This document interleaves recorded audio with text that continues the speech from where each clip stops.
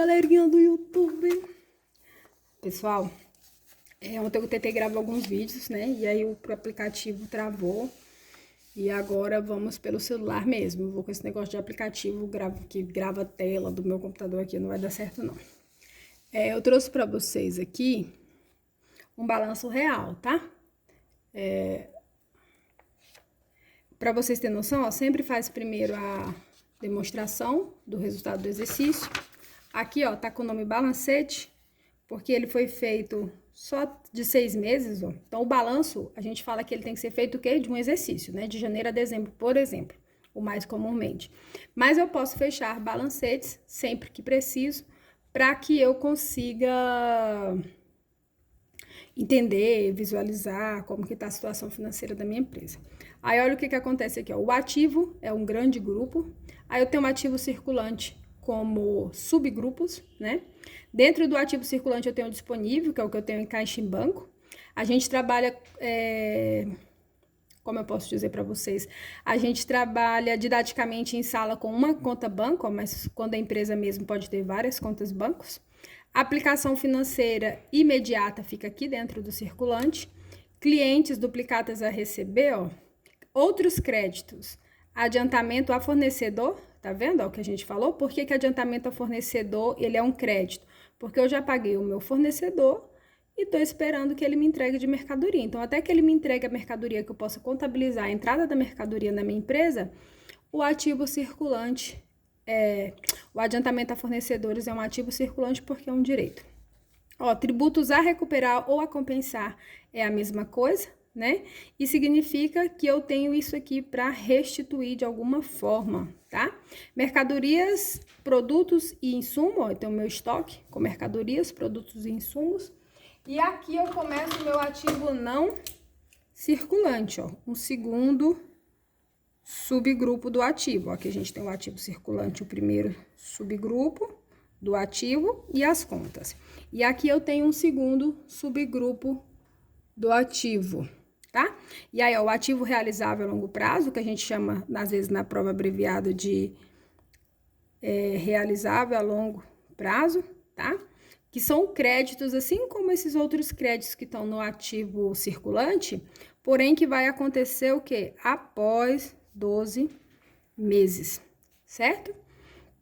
E aí, temos os investimentos aqui, ó, tá? Propriedade para investimento, que é um do assunto do nosso próximo vídeo. Olha aqui onde está o investimento. Logo após o realizável a longo prazo, vem o investimento. E eu até costumo falar que do ativo não circulante, que na prova vocês têm que acostumar, que às vezes a gente abrevia assim, né? Ativo não circulante. Eu tenho o realizável a longo prazo e o resto tudo começa com I, ó. Fácil decorar. Investimento imobilizado e intangível, que no caso dessa empresa não tem. O investimento aqui, né? Seria aquela outra frasezinha clichê para a gente lembrar. O que me disse o investimento? Valorização de capital ou auferir renda com aluguel, né?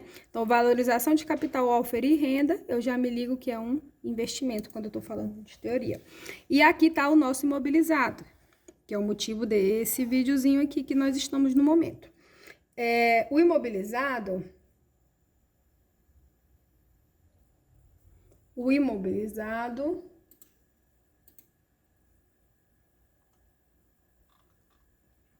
O computador tá mostrando uma ligação aqui, meu povo, mas no meu celular não tá mostrando nada, não.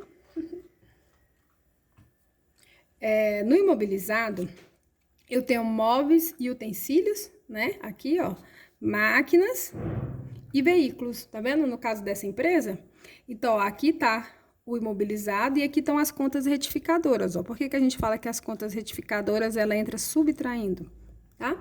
Na contabilidade também, na hora que a gente tá fazendo a prova, a gente fala depreciação acumulada e aí dá uma impressão que a gente tá somando tudo em uma única conta de depreciação acumulada. A gente soma a depreciação acumulada de ano após ano, tudo junto. Mas, ó, a depreciação de veículo é uma, a depreciação de móveis e utensílio é outra. Por quê? Porque cada um desses itens do meu imobilizado, ele vai depreciar com a vida útil diferente, com valor residual diferente. Eu posso depreciar com formas diferentes, um ser linear, outro ser soma dos dígitos. Então, não faria sentido eu somar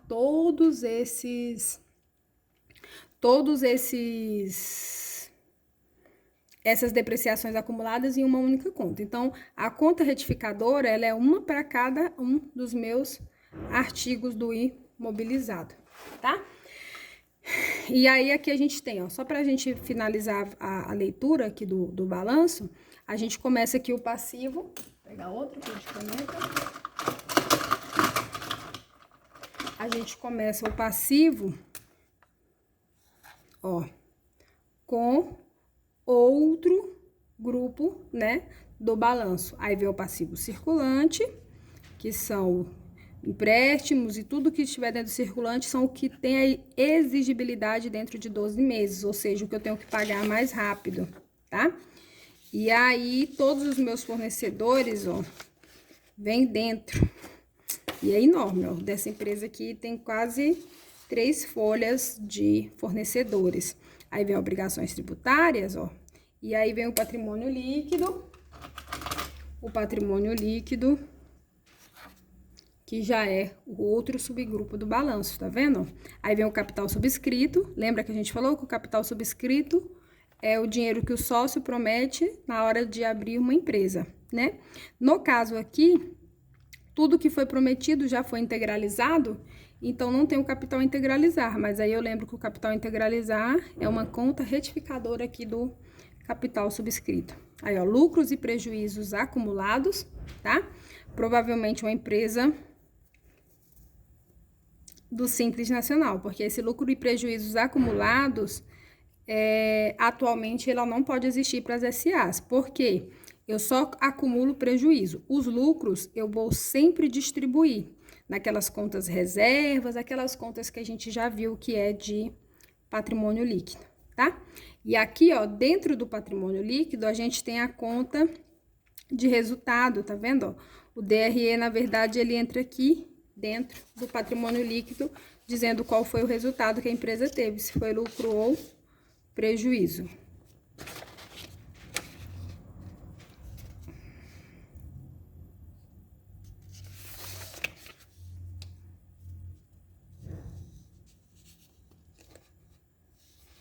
Por enquanto, o que eu queria mostrar para vocês, assim, na real, um balanço real, era isso, tá? Então, agora vamos aqui para o nosso resuminho de ativo imobilizado. O que é o ativo imobilizado, pessoal? O ativo imobilizado é aquele veículo, é aquela máquina, aquele móvel e utensílio, ou seja, são as coisas que a empresa utiliza, né? Então, ó, item tangível, ou seja, é um bem corpóreo, físico, né? Mantido para produção ou fornecimento de mercadorias ou prestação de serviços com fins administrativos, utilizado para aluguel. Lembrando sempre que esse aluguel é aquele aluguel que a empresa faz para ela mesma, ou para colaborador, ou para um administrador, um sócio, tá? Não é aquele bem com finalidade própria de aluguel, que o bem com finalidade própria de aluguel a gente vai ver lá em investimentos, né? E é utilizado por mais de um período, tá? Esse aqui é o que você tem que levar para a prova para que você conseguir matar as questões de teoria sobre o ativo imobilizado. Então, o reconhecimento inicial de um ativo imobilizado, como que se faz? O reconhecimento inicial que eu falei para vocês, é a contabilidade ali, comprei meu bem, agora eu vou reconhecer ele nas minhas demonstrações. Ele dá pelo custo de aquisição, mais todos os custos até ficar pronto, aqui ficou um errinho, tá? Pronto ao uso. E eu até já falei para vocês também lá em sala de aula, né? Esses custos, a gente tem aquela tabelinha do que inclui e do que não inclui, os custos iniciais, mas com um bom senso, eu consigo sim determinar quais são os custos que inclui e que não inclui. Tipo, propaganda, não inclui.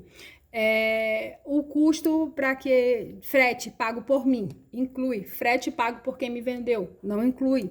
Entendeu? Então, assim, com Um bom senso e uma análise na prova minuciosa e com calma e com paciência e com todos os exercícios que a gente praticou, vocês conseguem de cara não ficar preocupado, bitolado em ter que decorar uma tabela do que inclui e do que não inclui para a prova, tá?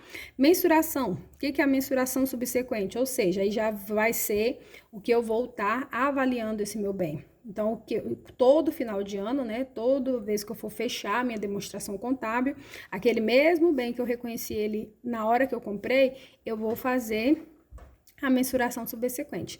Aí já é o valor de aquisição, com todos os custos ali, que até o item ficar pronto para uso, menos a depreciação, né, que é o que a gente está vendo dentro de ativo imobilizado, menos a perda por teste de recuperabilidade, que fica igual ao valor contábil. O que é o valor contábil? É o valor do bem lá na minha demonstração contábil. Vou até pegar aqui para vocês. Novamente, um balanço real, bati no celular, que o celular tremeu todo.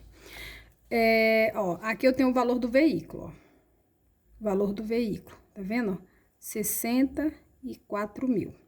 Aí eu tenho a depreciação com o veículo. É essa mesmo? 22.399,86. Então, o valor que eu comprei o veículo, menos o valor da depreciação, como aqui não tem o teste de recuperabilidade, é o valor contábil. Então, eu pego o valor do veículo, tiro o valor da conta retificadora do veículo, que é a depreciação acumulada, vou achar o valor contábil do veículo. E aí eu tenho a depreciação, a amortização e a exaustão. Depreciação para bens que têm corpo físico, né? Ou seja, intangível, ativo imobilizado. Amortização para o que é do intangível. E exaustão quando eu estou falando de questões de minério ou de plantações, florestas, essas coisas assim. Coisas relacionadas bem mesmo ao meio ambiente, eu falo que faço exaustão. Como a primeira aulinha e o primeiro vídeo que a gente tem, igual eu falei, vamos pôr aí uma área cheia de teca. Quando eu extrair as tecas, eu preciso o quê? Desvalorizar essa área. Por quê? Porque eu já passei um ano aqui extraí X área de teca. Então, agora essa área não vai valer o mesmo valor de que quando eu comecei a extrair. Então, eu preciso fazer a exaustão, preciso diminuir esse valor. Preciso ter muito cuidado em não confundir encargos com depreciação, que é uma despesa em DRE, com a depreciação acumulada, que é conta retificadora do passivo. Ó, essa conta retificadora aqui é a depreciação acumulada, de 1 ano, 2 anos, 3 anos, 4 anos, até enquanto o meu veículo não terminar de se depreciar. Essa é uma conta retificadora do ativo aqui, ó. Agora, vamos ver se eu acho aqui, esse balanço não é cliente meu, né? Vamos ver se eu acho a conta despesa com depreciação, para mostrar para vocês aqui no DRE do colega.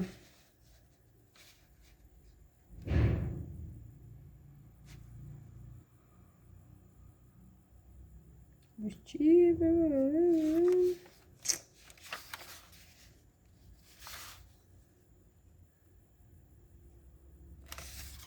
Ó, dentro da DRE, despesas gerais, depreciações e amortizações, tá vendo? Aí essa aqui já é a depreciação e amortização do período, né? Então, eu tenho que tomar muito cuidado para não confundir essa depreciação acumulada, que é a minha continha retificadora, lá do passivo, que ela aumenta ano após ano, com o encargo com depreciação, que é aquela conta que faz a contrapartida com a hora que eu vou lançar a depreciação. Porém, essa conta, a depreciação vai para ela mensal até fechar o ano, né? E quando chega final do ano, eu zero ela, né? Então, encargos com depreciação ou despesas com depreciação, acabei de esquecer o nome. Ali, ó, tem despesas gerais e embaixo depreciação e amortização, né? Então, é conta de DRE. E a depreciação que soma-se ano após ano até chegar ao final do valor do meu veículo é uma conta retificadora lá dentro do ativo. Então, a depreciação a gente tem pelo método linear, soma dos dígitos e unidades de produção, né? Preciso ter esses termos bem cientes na minha mente, tá? Valor de mercado ou valor justo, o que que é.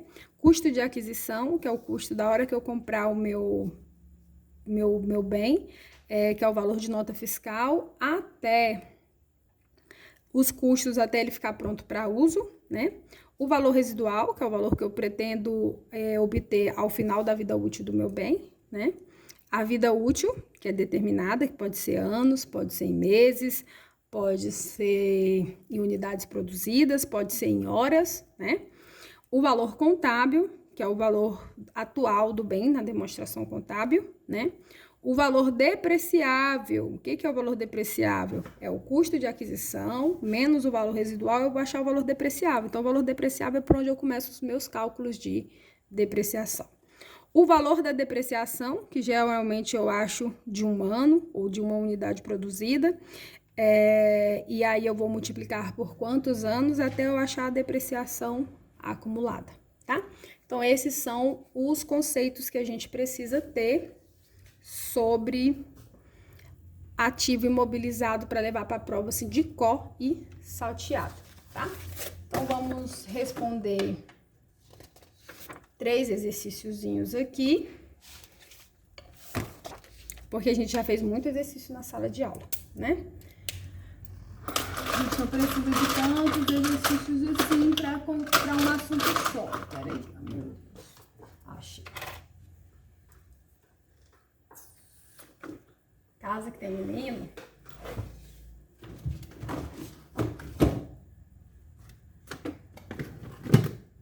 Meu filho acha que minhas canetas é um parque de diversão para ele. Caneta, calculadora. Mas vamos lá. Ai, sim, vai ficar meio torto assim para vocês, mas para mim vai ficar melhor, tá? Vai ficar assim. Determinada indústria financiou a aquisição de uma máquina de 550 mil. O pagamento a ser realizado... Ah, estava aqui, eu não falei, tô lembrando agora aqui no exercício, tá? Peraí. Ó, o valor do imobilizado vai ser o valor à vista, o valor presente, tá? O resto se trata de encargos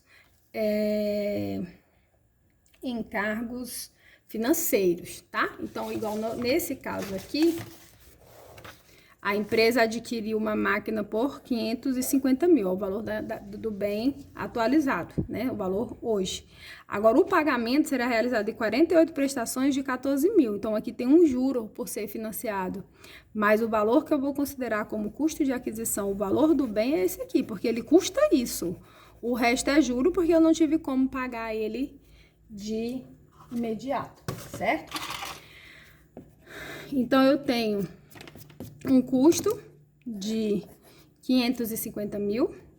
Aí, esse resto aqui é só para me confundir, ó. A indústria dispensou mais 5 mil em documentação e transporte para deixar a máquina apta à utilização. Então, olha o que eu falei aqui do bom senso. Se eu não gasto esses 5 mil, eu tinha como deixar a máquina apta para utilização? Não. Então, esses 5 mil tem que ser incluso no meu custo. Então, eu já sei que eu tive um custo de 555 mil. Em documentos e transportes para deixar a máquina apta. Estima-se utilizar a máquina por 8 anos. Aí aqui é outro lance que eu falei lá na sala que vocês têm muito que prestar atenção. A empresa estima utilizar por 8 anos.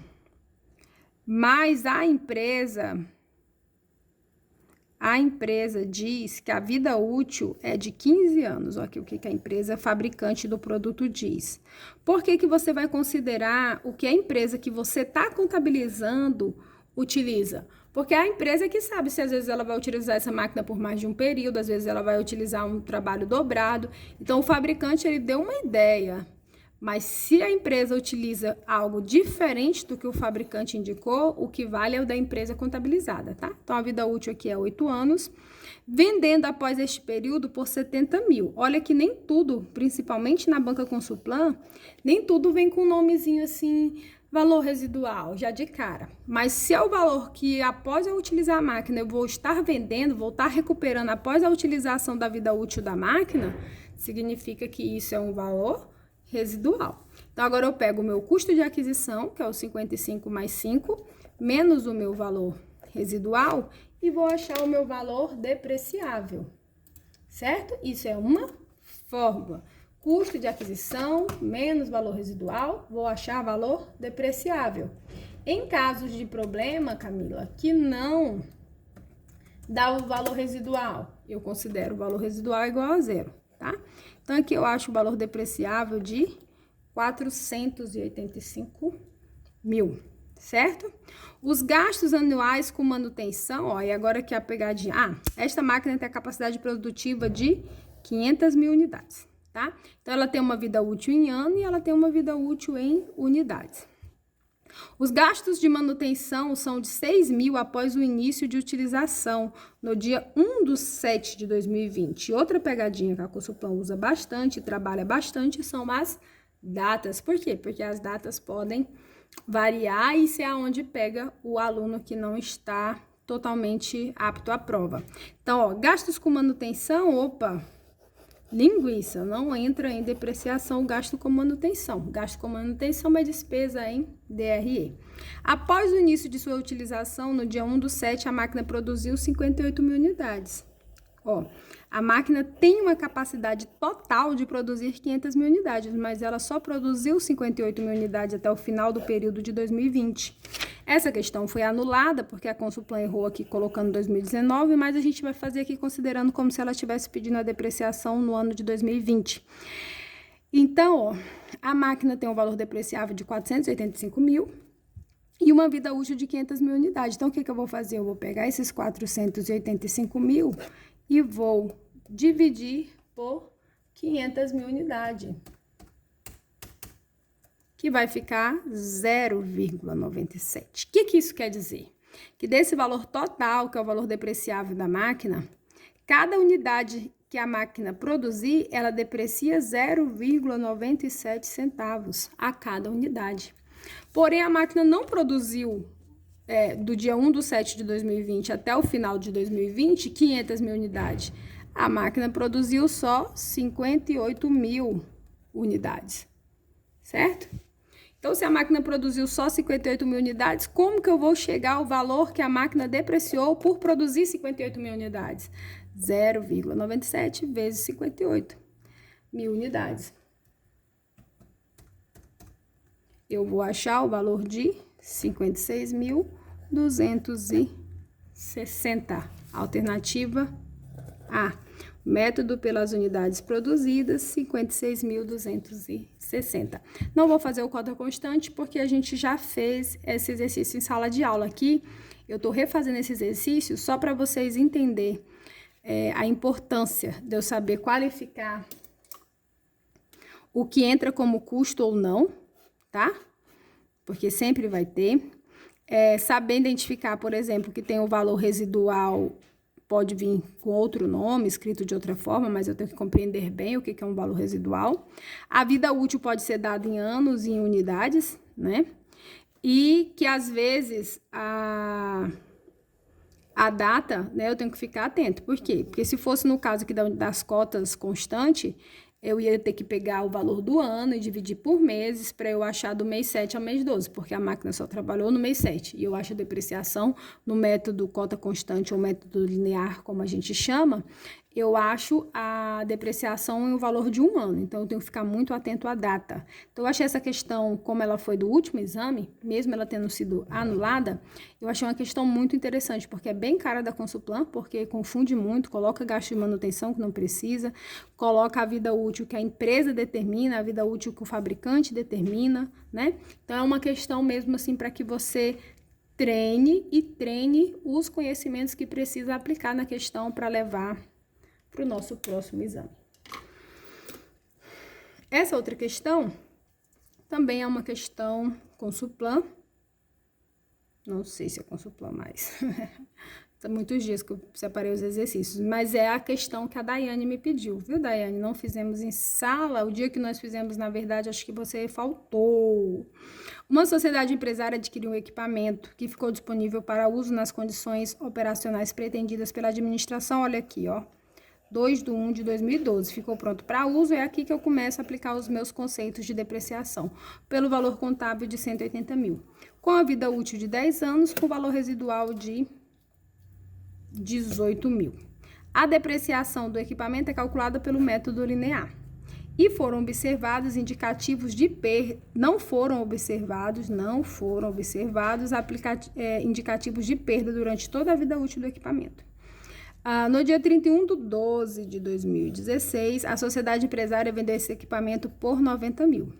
Considerando apenas as informações apresentadas, de acordo com a NBCTG 27 ativo imobilizado, o valor contábil a ser baixado desse equipamento em 31/12/2016 é qual das alternativas? Vamos lá?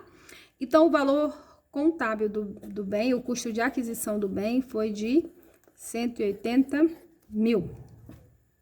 Porém, ele tem um valor residual de 18 mil. 180 menos 18 mil... 180 menos 18 mil é igual a 162 mil. Agora, eu vou dividir pela vida útil para eu achar a depreciação de um ano. Então, 162 mil dividido por 10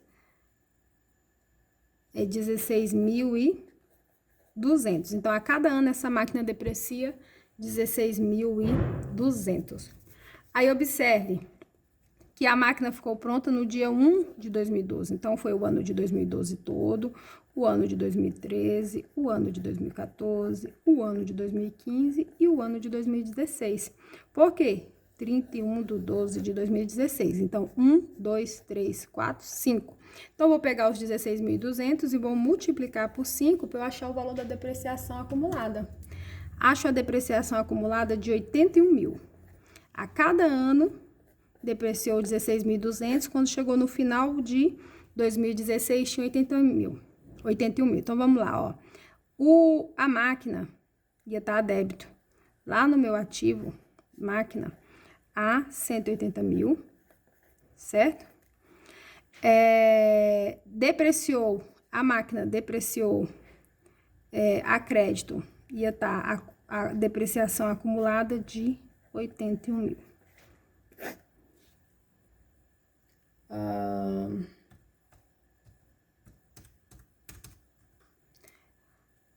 180 menos 81, porque a conta depreciação acumulada ela é retificadora, né? Então, ela é negativa.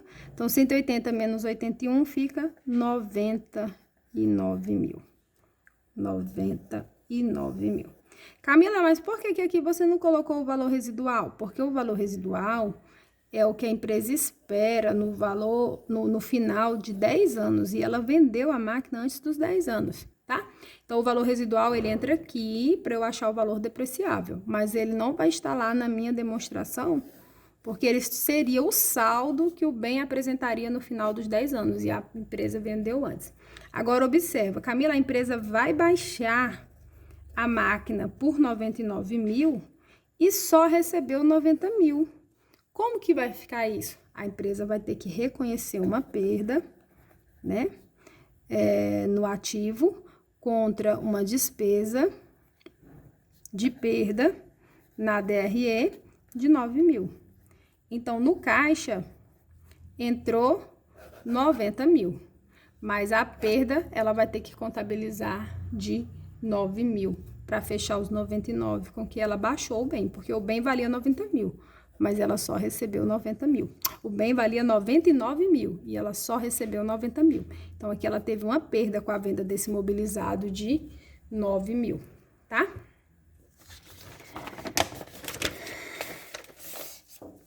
Então, vamos aqui para outra questãozinha, também solicitada pela Daiane.